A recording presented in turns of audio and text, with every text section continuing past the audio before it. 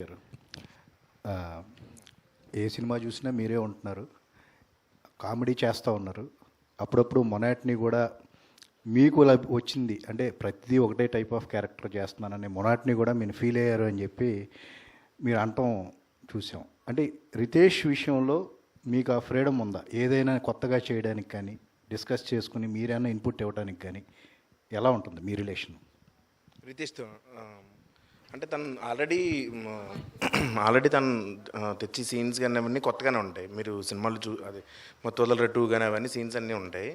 So తను already script తెస్తాడు కాబట్టి స్పాట్లో ఏదైనా చిన్న చిన్న ఇంప్రవేషన్లు అవి తనకు నచ్చితేనే ఖచ్చితంగా అయితే తనకు నచ్చితే ఒప్పుకుంటాడు. యాక్చువల్గా స్ట్రిక్ట్గానే ఉంటాడు ఆ విషయంలో. మ్యాక్సిమం వర్కౌట్ అవుతాయండి. అంటే ఏం చెప్పినా అంటే తన దాంట్లో ఉంటాను కాబట్టి ఖచ్చితంగా వర్కౌట్ అవుతాయి. విగ్ అండి, అది ఒరిజినల్ మీరు ఇది బిట్ అండి, క్లిప్లో పెట్టినట్టు. ఇంతకీ ఇండిగో ఫ్లైట్ ఏ ఫ్లైట్ అండి మనం ఎక్కింది? ఇది స్వింగ్ ఫిషర్ అని. స్వింగ్ ఫిషర్ అండి, స్వింగ్ ఫిషర్ ఎయిర్లైన్స్. ఇమాజిన్ చేసుకోవచ్చు ఎందుకు స్వింగ్ ఫిషర్ అని పెట్టామనేది. బై సత్య గారు, మీరు మల్టీ స్టారర్ ఫిలిమ్స్ చేసి విసిగెత్తిపోయి సోలో హీరో అయ్యారా, లేకపోతే ఎప్పటి నుంచో సోలో హీరోగా చేయాలన్న కలిసి ఇప్పుడు తీరిందా? అది అలా ఏం లేదు సార్. ఇది కూడా యాక్చువల్గా కామెడీ క్యారెక్టర్లో ఉన్న ఇదేనండి. స్పెషల్గా హీరో అని అలా ఏం లేదు సార్. మళ్ళీ మల్టీ స్టారర్ ఏంటండి? అంటే మీలో కామెడీ యాంగిల్ బాగా తెలుసు అనుకోండి అందరికీ. ఈ యాక్షన్ యాంగిల్ ఎప్పటి నుంచి ఉంది? యాక్షన్ కూడా మీకు కామెడీగా అనిపించలేదండి? జట్లీ కదా, అందుకే. బట్ బాగా ప్రాక్టీస్ చేసుకుంటున్నాడు అండి. యాక్షన్ సీక్వెన్సెస్ కూడా చేస్తున్నాడు. నాన్ షోకు కూడా బాగా తిప్పుతున్నాడు. సో మనం కొంచెం జాగ్రత్తగా ఉంటే బెటర్. హీరోగా కంటిన్యూ అవుదామని అనుకుంటున్నారా? అలా ఏం లేదు సార్. ఈ ఇండస్ట్రీ ఎలా డ్రైవ్ చేస్తే అలా అండి, అవకాశాలు బట్టి అంతే. ఎలా వచ్చినా ఓకే అండి.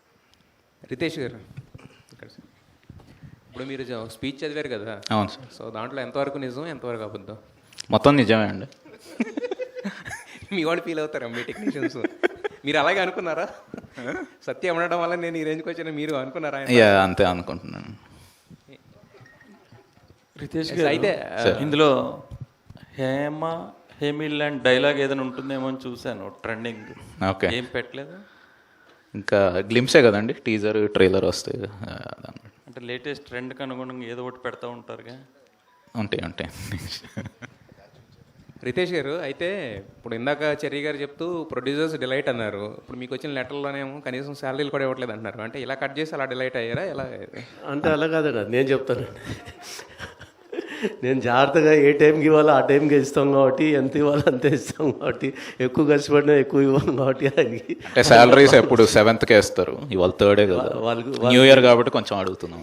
వాళ్ళకి ఏంటంటే 1st 2nd కావాలి కదా, మనం 7th అట్లా వేస్తాం. అదే అవును, మీరు అంటే స్టార్ డైరెక్టరే కదా ఒక రకంగా. మత్తు వదలరా టూ అసలు చెర్రీ గారికి దాచుకోవడానికి, లెక్క పెట్టుకోవడానికి చాలా టైం పట్టే అంత తెప్పించారు కదా మరి. సో అయినా కూడా ఇంకా ఎందుకు అక్కడే బందీ అయిపోయారు చెర్రీ గారి దగ్గరే?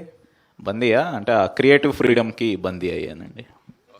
సత్య గారు, నేను ఇక్కడే సార్ యాక్షన్ చేశారు అనిపించింది. హీరోయిన్ ఉంది, రొమాన్స్ ఏమైనా ఎక్స్పెక్ట్ చేయవచ్చా? లేదండి, తనకే నాకు సంబంధం లేదు అసలు లేదా?